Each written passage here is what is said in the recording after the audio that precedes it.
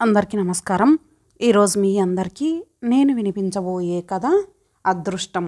రచయిత మల్లికార్జునరావు గారు. ఇక కథలోకి వెళితే, శ్రీదేవి సాధారణంగా ఆఫీసు నుంచి ఇంటికి వచ్చేసరికి చక్కగా ముస్తాబై కాఫీ రెడీగా పెట్టుకుని ఉండేది. ఆ రోజు చెదిరిన జుట్టుతో మలినమైన ముఖంతో సోఫాలో కూర్చొని ఉంది. కేదార్కి ఆమెని చూస్తే జాలి పొంగుకొచ్చింది. ఏమిటి కన్నా, ఏమైంది అని అడిగాడు. సాధారణంగానే లాలనగా మాట్లాడే భర్త గొంతులోని మార్దవానికి ఆమె గుండెలో ఉబుకుతున్న దుఃఖం పొంగి వచ్చింది. ఏమైందో చెప్పచ్చుగా, మీ నాన్నగారు మాట్లాడారా? మరి మామగారు ఎక్కువగా ఫోన్ చెయ్యరు. ఆ మాటకొస్తే మాట్లాడడమే తక్కువ. ఆయన చేయదలుచుకున్నది చేసేస్తారు. ఒక్కోసారి చేసింది కూడా ఇంట్లో చెప్పరు. అందుకని శ్రీదేవి దుఃఖం అందుకు కాదనేసరికి ఆశ్చర్యం వేసింది కేదార్కి. అమ్మే ఫోన్ చేసింది. తమ్ముళ్ళిద్దరూ కోపంగా ఉన్నారట. కారణం చెప్పట్లేదట.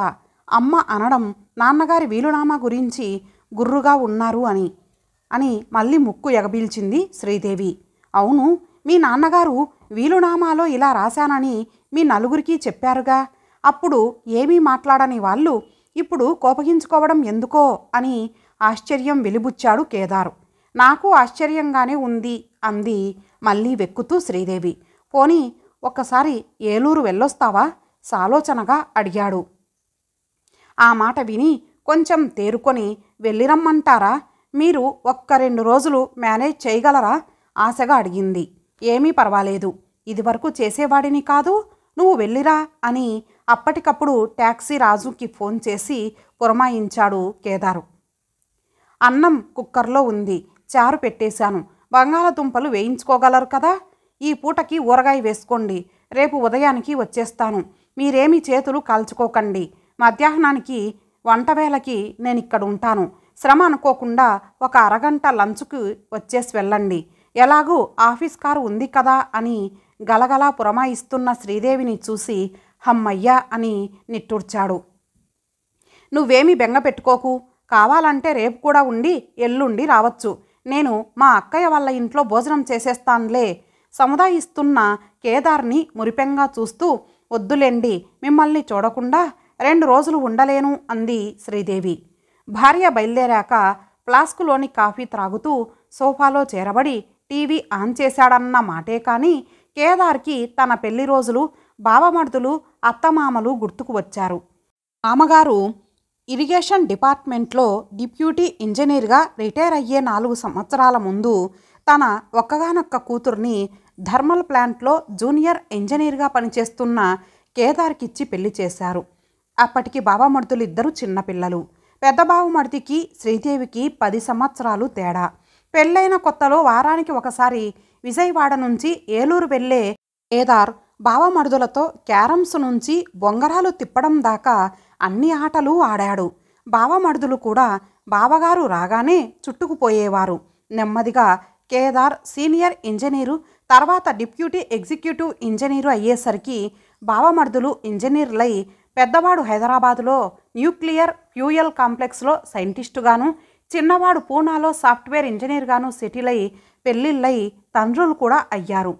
పెద్దవారయ్యే కొద్దీ వాళ్లలో వచ్చే మార్పులని గమనిస్తుండేవాడు కేదార్. ఇద్దరికీ జీవితం మీద అవగాహన, ఆలోచనలు పసిగడుతూనే ఉండేవాడు. తన పిల్లలిద్దరూ చదువులైపోయి ఉద్యోగాలకి వెళ్ళిపోయినా మేనమామలతో మాట్లాడుతూనే ఉండేవాళ్ళు. అకస్మాత్తుగా ఈ మలుపు కేదార్ని ఒక కుదుపు కుదిపిందనే చెప్పాలి. బావమరుదులు బాగానే సంపాదించుకుంటున్నారు. మామగారు ఉద్యోగంలో నిజాయితీగా పనిచేశారు. వంశపారంపర్యంగా వచ్చిన ఏలూరు దగ్గర పొలం కాక ఏలూరులో 2 అంతస్తుల ఇల్లు కట్టుకున్నారు. అది కాక తాడేపల్లి గూడెంలో ఒక మండువా ఇల్లు కూడా ఉంది. మగపిల్లలిద్దరికీ హైదరాబాదులోనూ పూనాలోనూ అపార్ట్మెంట్లు ఏర్పాటు చేశారు. అయినా వీలునామా మీద గుర్రుగా ఉన్నారు అంటే నమ్మబుద్ధి కాలేదతనికి. అయినా శ్రీదేవి వచ్చేదాకా ఒక నిర్ధారణకి రాదలుచుకోలేదు. మర్నాడు ఉదయం మళ్ళీ ట్యాక్సీలో తిరుగు ప్రయాణం ముందు శ్రీదేవి ఫోన్ చేసి క్లుప్తంగా నేను వచ్చాక సాయంత్రం వివరంగా మాట్లాడతాను అని ఊరుకుంది.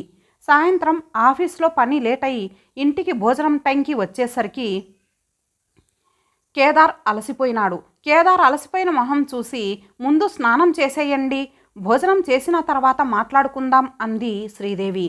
భార్య ముఖ కవలికలని బట్టి పరిస్థితి ఊహించుదామనుకున్న కేదార్కి నిరాశ తప్పలేదు. భోజనాలు అయిపోయాక సర్దుకోవడమై న్యూస్ చూస్తున్న భర్త పక్కన కూర్చొని, మీరేమైందని ఊహిస్తున్నారు అని అడిగింది. ఒక్క నిమిషం ఆలోచనలు కూడగట్టుకొని కేదార్ జవాబిచ్చాడు. వాళ్ళిద్దరూ పరిణతి చెందిన ఆలోచనలు కలిగినవారు. ఆస్తి కోసం గొడవపడి మాట్లాడటం లేదంటే నమ్మబుద్ధి కావడం లేదు. పైగా మీ నాన్నగారు అన్యాయంగా ఏమీ పంపకాలు చెయ్యలేదే, నీకు కూడా 2 ఎకరాలు పసుపు కుంకం క్రింద ఇచ్చారు కదా, దాని మీద అసంతృప్తితో ఉన్నారా అని అడిగాడు. కళ్ళు వర్షిస్తుండగా, మా తమ్ముళ్ళ గురించి మీకే బాగా అవగాహన ఉంది, మేము వాళ్ళని తప్పుగా అర్థం చేసుకున్నాం అని భర్త మెడ చుట్టేసి ఏడవడం మొదలుపెట్టింది. ఏమైంది, వివరంగా చెప్పు అని లాలనగా అడిగాడు కేదారు. మీకు తెలుసు కదా, పెద్దవాడికి సింహభాగం రావాలని ఏలూరులో మేడ, పొలంలో 3 వంతులు పెద్ద తమ్ముడికి ఇచ్చి గూడెంలో ఇల్లు, మిగిలిన పొలం చిన్న తమ్ముడికి ఇచ్చేశారు. పెద్ద తమ్ముడేమో ఇద్దరికీ న్యాయంగా పంచలేదు, తమ్ముడికి కూడా సగం రావాలి, పైగా మీ ట్రీట్మెంట్లకి, అమ్మ ఆపరేషన్లకి వాడే పూర్తిగా ఖర్చు పెడుతున్నాడు, వాడికి వాస్తవంగా ఎక్కువ రావాలి, పైగా గూడెంలో పాత ఇల్లు వాడి పేర పెట్టడమేమిటి, ఏలూరులో మేడ వాడికి ఇచ్చేయండి అన్నాడు. నేను నిన్న రాత్రి ఇద్దరితోనూ మాట్లాడాను అంది. మరి చిన్నవాడేమన్నాడు అన్న భర్త వైపు మళ్ళీ నీళ్లు నిండిన కళ్ళతో చూస్తూ, మేమిద్దరము కాలేజీ, ఇంజనీరింగు అంతా విజయవాడలో బావగారి దగ్గరే జరిగాయి, అక్కకి 2 ఎకరాలనా ఇచ్చేది అని ఫైర్ అయ్యాడండి అంది.